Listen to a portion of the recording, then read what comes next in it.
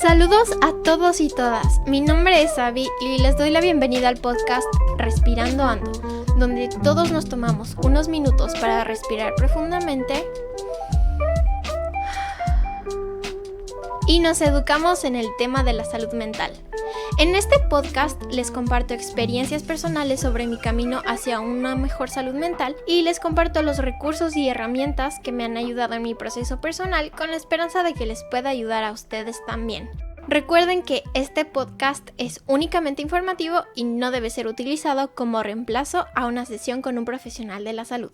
El episodio de hoy es un poco diferente a lo que tenía planeado hacer para este podcast, pero considerando la situación actual del mundo entero, este tema me parece muy importante y sobre todo necesario de discutir.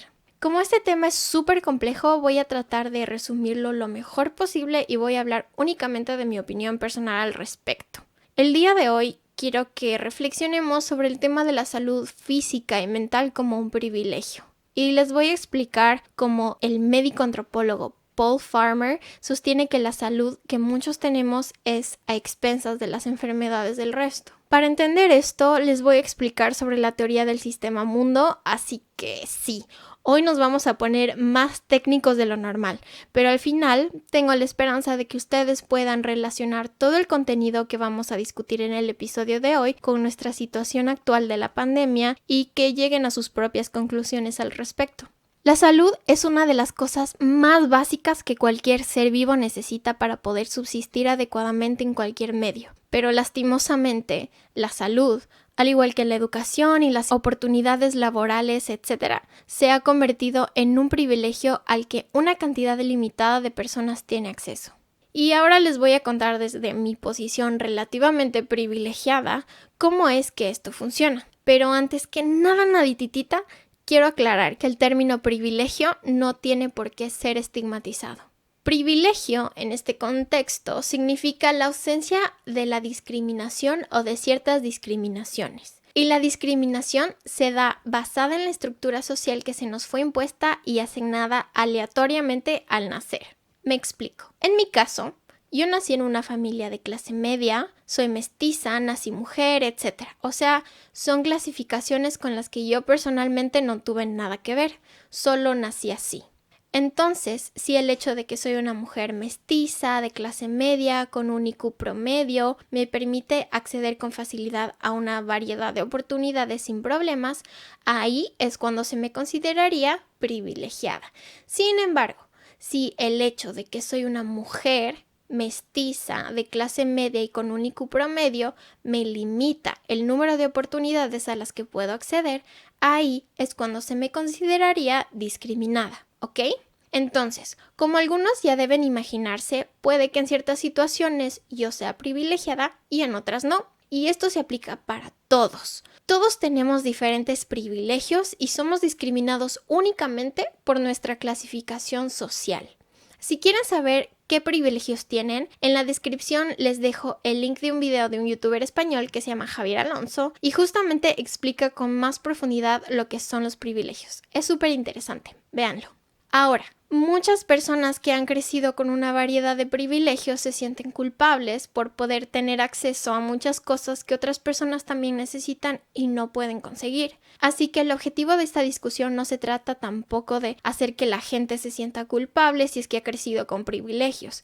Esto es de igual manera muy dañino y contraproducente. Pero asimismo es súper necesario aceptar y reconocer que muchos de nosotros hemos crecido con varios privilegios que nos han hecho la vida un poquito más sencilla y sin los cuales no tendríamos acceso a todo lo que ahora tenemos.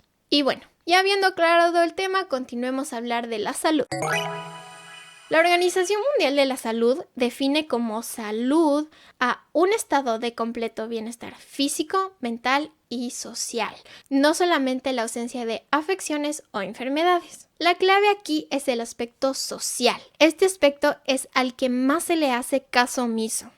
El bienestar físico es el más obvio y de ahí viene el mental, pero la gente casi no toma en cuenta en absoluto cómo el ámbito social influye directamente en el estado de salud. ¡Wow! ¿Y qué está englobado exactamente en el ámbito social?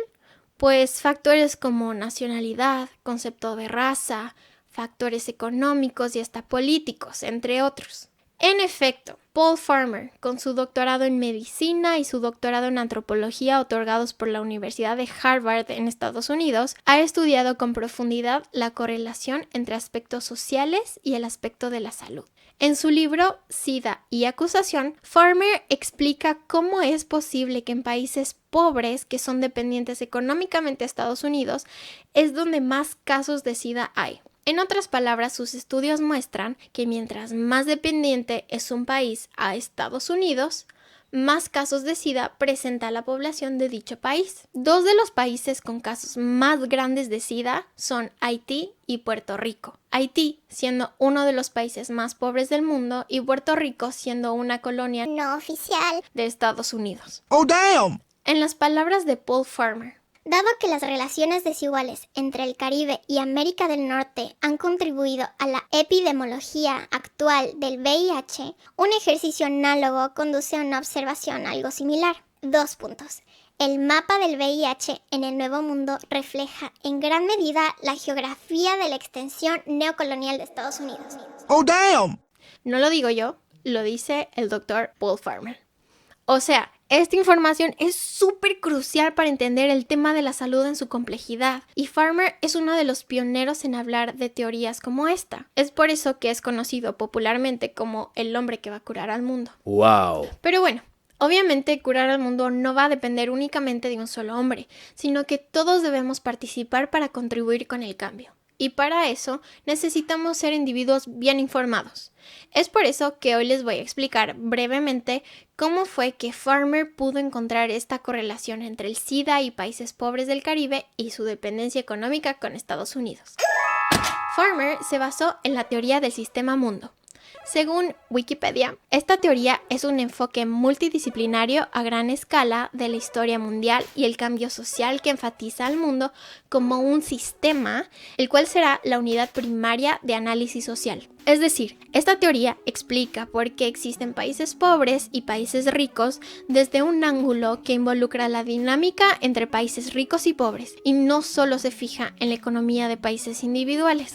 El sistema mundo se refiere a la división internacional del trabajo que divide el mundo en países centrales, o también conocidos como países desarrollados, países de la semiperiferia, también conocidos como países en vía de desarrollo, y países de la periferia, o sea, lo que se conoce como países subdesarrollados. Los países centrales se enfocan en la producción de habilidades intensivas y de capital intensivo, y el resto del mundo se enfoca en la producción y extracción de materias primas de baja calificación y mano de obra intensiva. Esto refuerza constantemente el dominio de los países centrales sobre los periféricos. Esta estructura está unificada por la división del trabajo. Es una economía mundial arraigada en una economía capitalista. La teoría de los sistemas mundiales ha sido examinada por muchos teóricos, políticos y sociólogos para explicar las razones del ascenso y la caída de las naciones, la desigualdad de ingresos, los disturbios sociales y el imperialismo. Ok, yo sé que esto suena muy confuso, pero voy a tratar de hacerlo lo más comprensible posible. Para mí esta teoría tiene mucho sentido porque habla sobre la interrelación que existe entre países, no solo histórica ni políticamente, pero también económicamente. Ahora más que nunca la gente se está dando cuenta de lo que implica esta interconexión o globalización. En un mundo en el que una enfermedad que comenzó en Wuhan, China, se haya expandido en todos los continentes y haya afectado a un sinnúmero de personas que directamente no tienen correlación entre sí, es un claro ejemplo de nuestra interconexión como un solo sistema global. Ahora sabemos con certeza que todo en nuestro planeta está conectado entre sí de diversas maneras, y algunas pueden que no sean tan evidentes como otras, pero eso no quiere decir que no existan. Pero ¿cómo es que el tema de la teoría mundo se relaciona con el privilegio de la salud? Pues, como mencioné anteriormente, hay una relación súper directa entre la salud de una población y su nivel económico. Esta relación expresa, mientras más pobre, menos salud. lo cual es algo bastante obvio, pero cuando se observa la pobreza del país a través de la teoría mundo, podemos entender que un país pobre no es pobre porque no tengan recursos de riqueza o porque exista un mal gobierno, etc. Y tampoco es únicamente que la gente de dicho país no reciba educación suficiente sobre la salud, sino que es porque este país pobre es parte de un sistema internacional en el que está siendo explotado económicamente. Y esta pobreza es la que genera una mala situación social y por ende una mala salud entre sus ciudadanos. Es decir, no es que la gente es pobre porque quiere, sino que la población de países colonizados y explotados tiene muchas menos oportunidades para desarrollarse en un ambiente estable y saludable. Creo que es fácil comprender que cuando hay pobreza hay menos salud y hay menos accesibilidad a la salud, tanto física como mental. Esto, a su vez, genera más pobreza porque la gente no puede trabajar debidamente y sin estabilidad laboral no existe producción de capital, o sea, de dinero, y sin capital no se puede acceder a la salud. Este es exactamente el complejo ciclo de la pobreza y la salud. Y como hemos podido analizar, este involucra muchos más factores que la voluntad individual. El sistema socioeconómico es en gran parte lo que determina las acciones de un individuo en específico, como por ejemplo Juan. Y el sistema en el que Juan vive no lo determina únicamente su gobierno, pero también todos los gobiernos del mundo. Todas las decisiones que se toman con respecto a la economía global afectan a Juan y nos afectan a ti y a mí. La economía global tiene tanto poder e influencia en todas las acciones de todos en el mundo que muchos líderes políticos de países, entre comillas, desarrollados, no pudieron actuar rápidamente para proteger a sus ciudadanos de la pandemia por miedo a dañar la economía. Ahora, yo sé que afuera hay mucha gente que piensa que culpar al sistema o culpar a los malos gobiernos son excusas de gente vaga que espera que le den haciendo las cosas en vez de trabajar por sí mismo. Y en parte tienen razón, aunque lo de querer es poder no se aplica fácilmente en todos los casos. Lo que personalmente me disgusta de esta manera de hablar es que implica que vivimos en un sistema justo en el que todos tenemos las mismas oportunidades.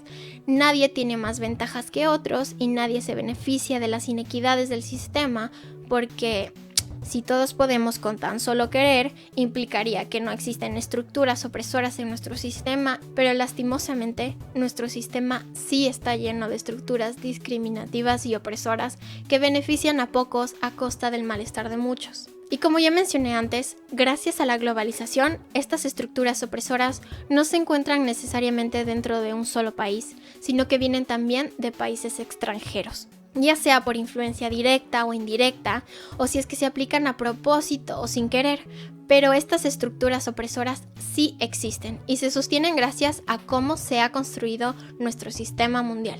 Muchas de estas injusticias se fundamentan en el ámbito económico, el cual es el que sostiene la mayoría de las estructuras sociales como gobiernos, organizaciones internacionales y obviamente todo el sector privado. Estas estructuras, a su vez y en conjunto, son las que regulan el ámbito de la salud, la educación, el ámbito laboral, etc.